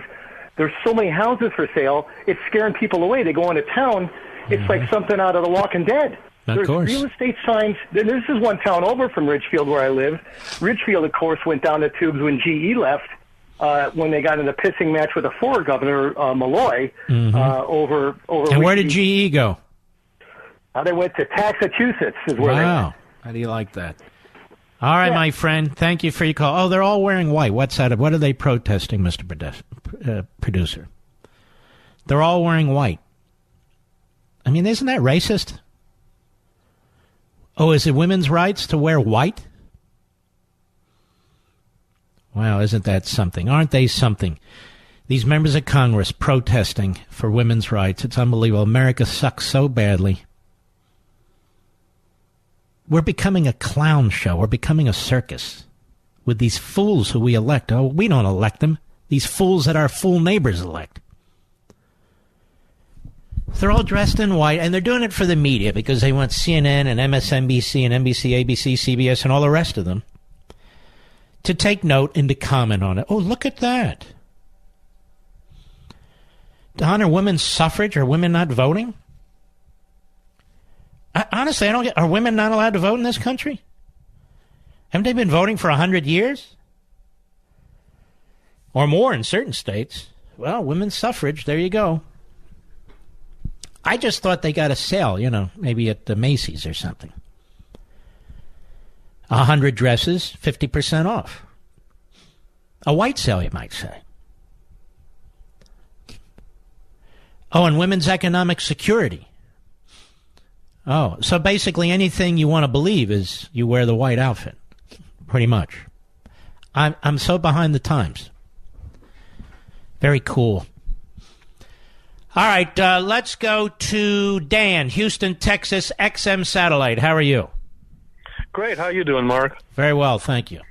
Hey, Mark, first I want to say thank you so much for just telling the way it really is.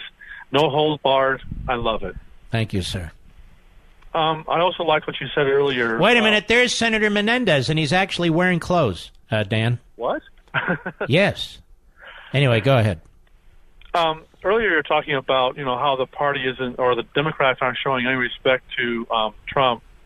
I mean, even his own party, there's some of them that don't show respect to the office, at least. I mean, when Obama was president, I belonged to a national presidential prayer team. Mm-hmm. And I don't care who's in office. I pray for the president because it's what we're called to do. Mm-hmm. The office deserves respect. I don't care who you are, what party you are, or anything.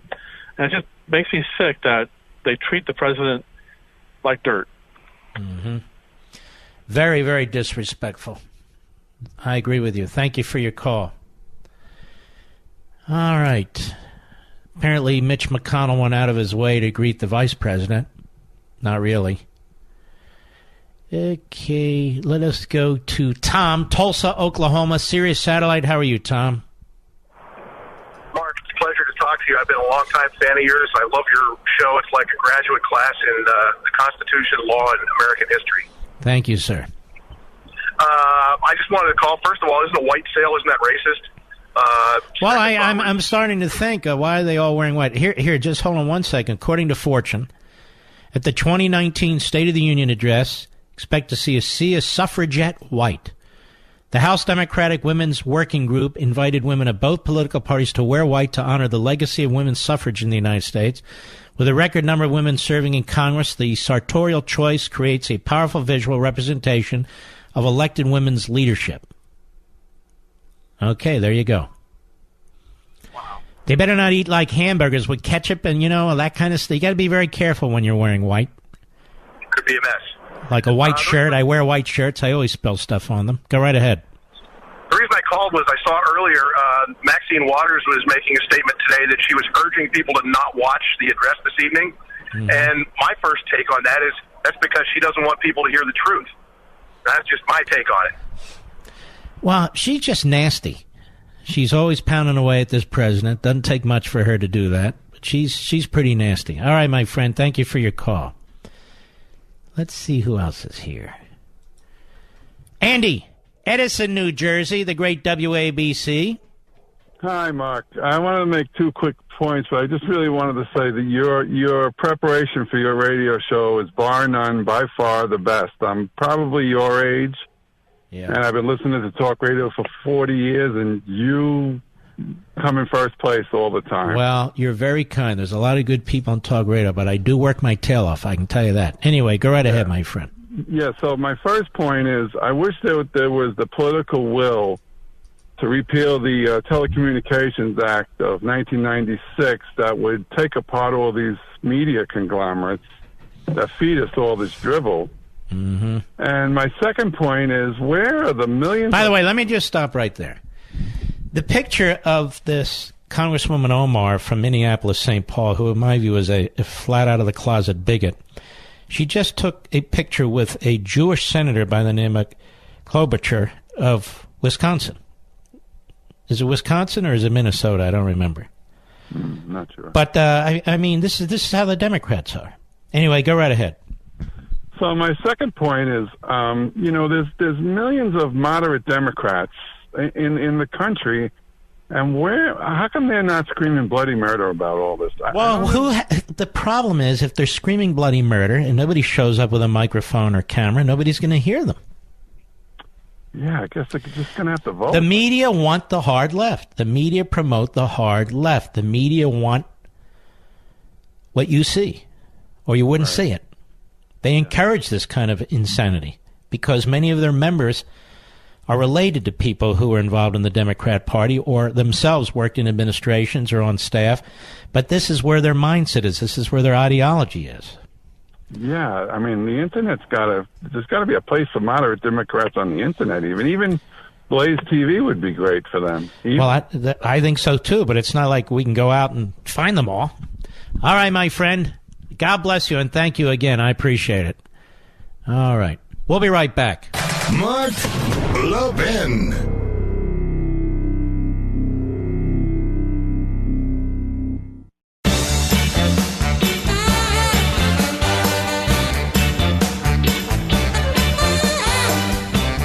Ladies and gentlemen, we are 10 minutes, 56 seconds. Make that 54, 53 seconds away from the speech, ladies and gentlemen. No, not Stacey Abrams' speech. The President of the United States. President of the United States. Women wearing white, not all of them, but a lot of them. Oh, there's AOC. She's so important, AOC. Done so much for the country. Very, very important. I'm actually enjoying taking some calls from the callers here. Tommy, Las Vegas, Nevada, the great Kate on KDWN. Go. Man, thank you for taking my call, Mark. Really appreciate it. I just wanted to vent a minute here. You remember during the shutdown, you heard the Democrats say, just open the government and we'll negotiate. Just open it up and we'll talk. They're not negotiating, and it just shows that you can't trust the liberals. Even in this situation, you just can't trust them. How many times have deals been cut with Republican presidents and many of them the same Democrats in Congress? Just give us amnesty, we'll give you more money for the wall and so forth and so on. And they didn't. All right, man. Thank you for your call. I love Las Vegas. I really do.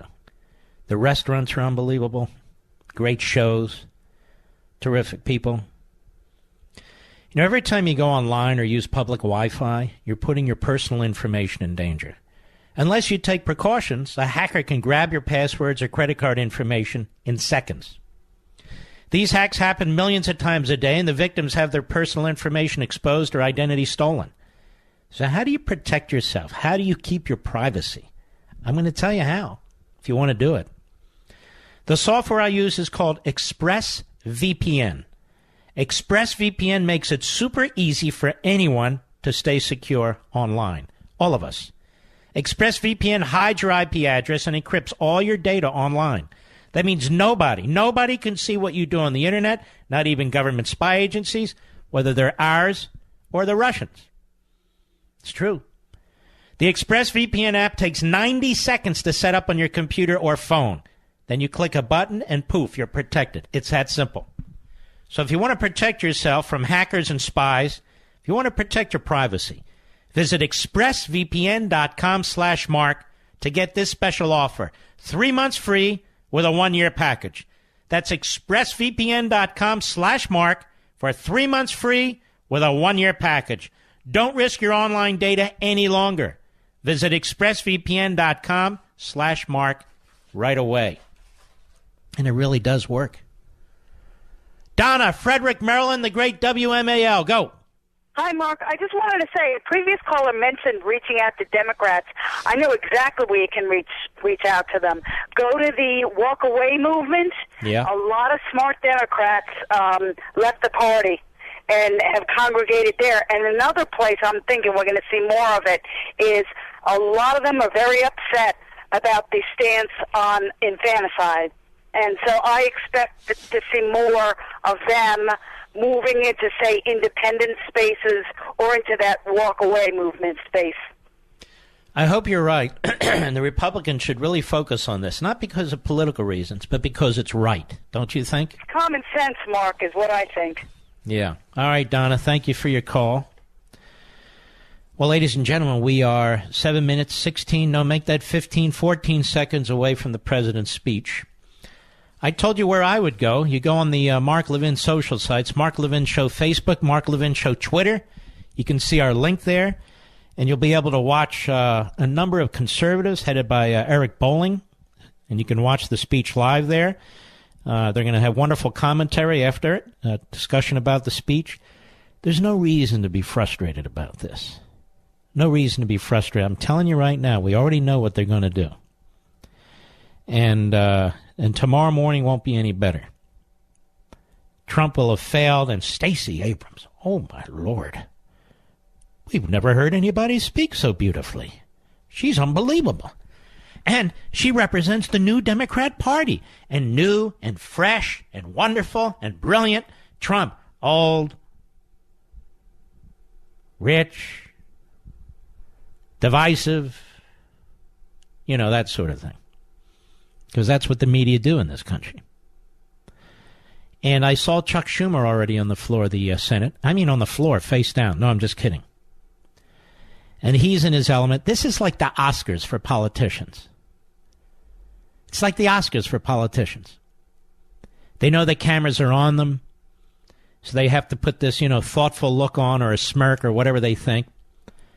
Stand up and clap or not. That's the way they work. Yeah.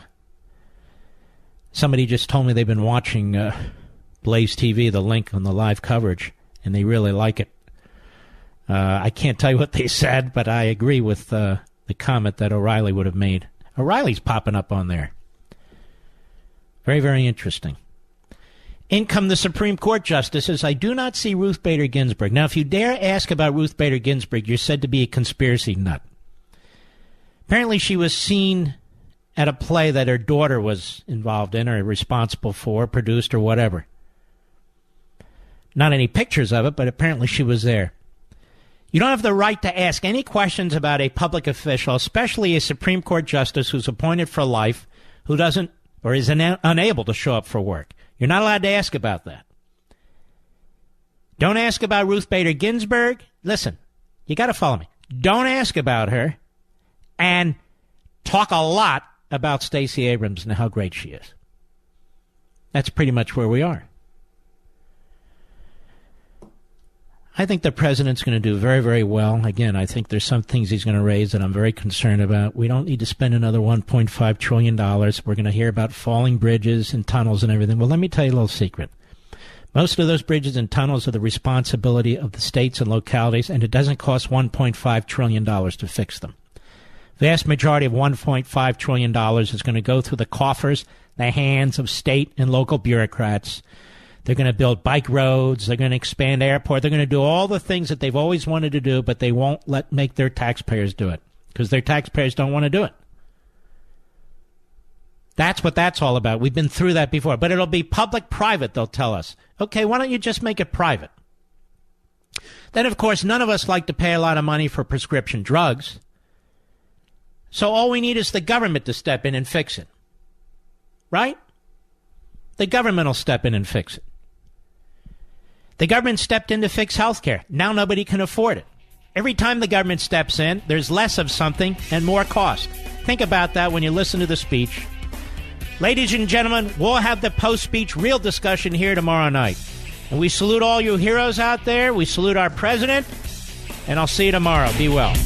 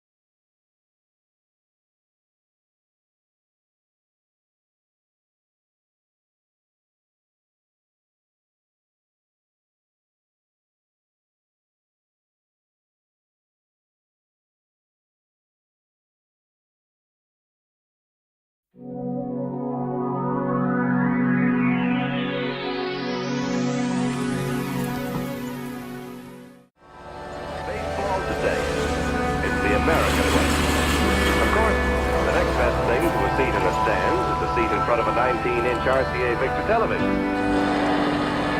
one more day to Labor Day weekend, the traditional occasion for tasty outdoor barbecues or picnics.